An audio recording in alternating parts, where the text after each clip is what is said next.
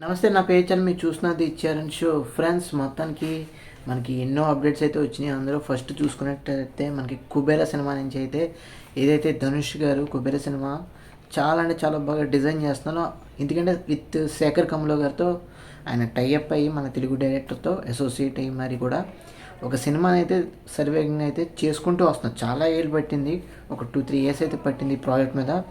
కానీ ఎంత పర్ఫెక్ట్గా డిలే అయినా కానీ ఎంత పర్ఫెక్ట్గా ఈ సినిమా అనేది తయారవుతుంది, ఎంత బాగా చెక్కుతున్నారు అనేది మనకి ఒక విషయం అయితే అందుతుంది. అందులో నో డౌట్ అట్ ఆల్. ఇందులో నాగార్జున గారు కూడా ఒక క్రూషియల్ రోల్ అయితే చేయబోతున్నారు. అబౌట్ మనీకి సంబంధించిన ఏదైనా topic related content oriented movie ఏదైనా అయ్యి ఉండొచ్చేమో, మేబీ తెలియదు. కానీ బట్ శేఖర్ కమ్ల గారు సినిమా తీశారంటే డెఫినెట్గా సినిమాకి కంప్లీట్ బ్యాక్ స్టోరీ అయితే అల్టిమేట్గా ఉంటుంది, క్లియర్ కట్గా అయితే ఉంటుంది. అది సొసైటీకి ఇంపాక్ట్ చేసే విధంగానే చాలా బాగా అయితే సినిమాని అయితే తయారు చేసి మనకి సొసైటీ ముందు అందిస్తూ ఉంటారు. సో డెఫినెట్గా కుబేర సినిమా అనేది ధనుష్ గారి కెరీర్తో పాటు శేఖర్ కమ్ల గారు కూడా ఇంకొక బెంచ్ మార్క్ క్రియేట్ చేసే అవకాశం అయితే ఉంటుంది. అదేవిధంగా నాగార్జున గారు కూడా ఇంకొంచెం మన సౌత్ సైడ్ కానీ, అంటే సౌత్ సైడ్ తమిళ సైడ్ కానీ ఇంకొంచెం మార్కెట్ అనేది ఎక్కువగా ఎలాబరేట్ అయ్యే అవకాశం అయితే కొంచెం విస్తీర్ణంగా పెరిగే అవకాశం అయితే ఉంటుంది. సో అదేవిధంగా ఈ నాగార్జున గారికి ఈ రోల్ ఒప్పుకున్నారంటే డెఫినెట్గా శేఖర్ కమ్ల గారు ఏ విధంగా ఒప్పించారో తెలియదు, కానీ ఏ విధమైన క్యారెక్టర్ ఆయన చేత ప్లే చేస్తున్నారో తెలియదు, కానీ డెఫినెట్గా సిగ్నిఫికెంట్ రోల్ అయితే మనకు తెలిసిపోతుంది.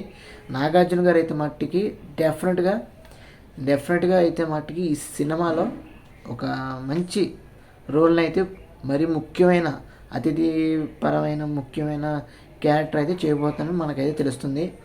డెఫినెట్గా నాగార్జున గారి పెర్ఫార్మెన్స్ కానీ అదేవిధంగా మార్కెట్ విషయంలో కానీ రెండు కూడా చాలా విస్తీర్ణంగా అయితే ఉంటుంది, అందులో no doubt at all. So Dhanush garu ఈ సినిమాని ఒప్పుకుంటామంటే ఆషామాషి కాదు, ఎందుకంటే ధనుష్ గారు ఎన్నో వైవిధ్యమైన సినిమాలు అనేది చేస్తారని మనందరికీ తెలుసు.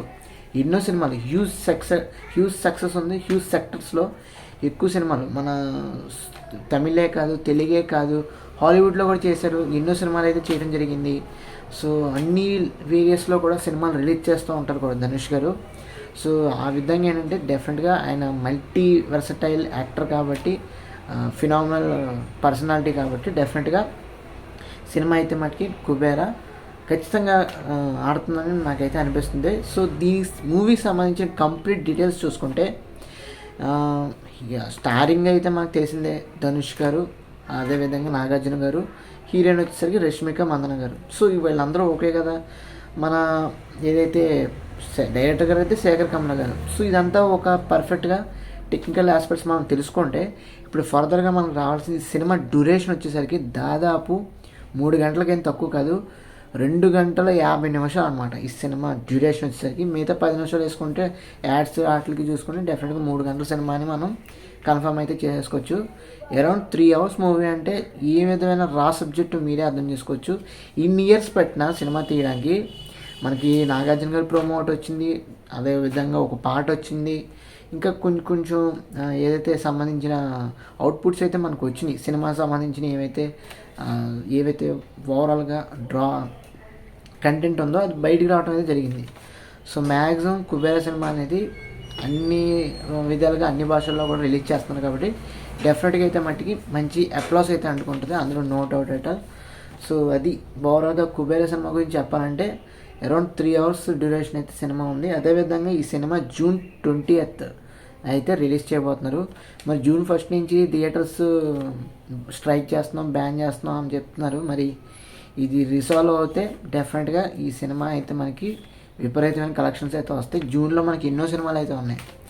June 4వ తారీఖున కింగ్డమ్ ఉంది, June 12వ తారీఖున మా హరిహర వీరమల్లు సినిమా ఉంది, ఇప్పుడు June 20th కుబేర సినిమా ఉంది. సో అన్ని సినిమాలకి అయితే క్లియరెన్స్ వస్తుంది as early as possible. Dil Raju గారు అయితే డెఫినెట్గా అయితే ఈ సొల్యూషన్ అయితే కనిపెడతారు. ఈ ప్రాబ్లంకి డెఫినెట్గా సొల్యూషన్ అయితే వస్తుంది. ప్రతి ఒక్కళ్ళు కూడా ఈ సినిమాని అయితే మనం అందరం కూడా థియేటర్స్లో చూడాలి. ఎందుకంటే శేఖర్ కమ్ల గారు మాస్టర్ పీస్ లాంటి సినిమాలు అయితే వేస్తూ ఉంటారు, అనవసరమైన సినిమాలు అయితే తీరు. డెఫినెట్గా ఇలాంటి సినిమాలకి అయితే మీరు ఎంకరేజ్ చేయాలి, చూడాలి, సపోర్ట్ చేయాలి అని నేనైతే మనస్ఫూర్తిగా కోరుకున్నాను. సో అది ఫ్రెండ్స్, ఓవర్గా సినిమాకి సంబంధించిన అప్డేట్ అయితే మీకు నచ్చినట్టు ఈ వీడియో తప్పకుండా మన ఛానల్కి అయితే సబ్స్క్రైబ్ చేసుకోండి. ఎందుకంటే మన ఛానల్ నుంచి రెగ్యులర్గా ఇలాంటి మూవీ రిలేటెడ్ అప్డేట్స్ కానీ, రివ్యూస్ కానీ, ఇన్ఫర్మేషన్ కానీ, వీడియోస్ కానీ ఎప్పుడు కూడా రెగ్యులర్గా వస్తూ ఉంటే తప్పకుండా మన ఛానల్కి అయితే సబ్స్క్రైబ్ చేసుకుని పెట్టుకోండి. అదేవిధంగా పక్కన ఉన్న బెల్ ఐకాన్ ఆన్ చేసుకుంటే నేను పెట్టినప్పుడల్లా మీకు వీడియో అయితే ఈజీగా మీ నోటిఫికేషన్లో కనిపిస్తుంది. అక్కడి నుంచి అయితే మీరు ఇన్ఫర్మేషన్ సంబంధించిన సినిమాకి సంబంధించిన ఇన్ఫర్మేషన్ చూడొచ్చు అనమాట.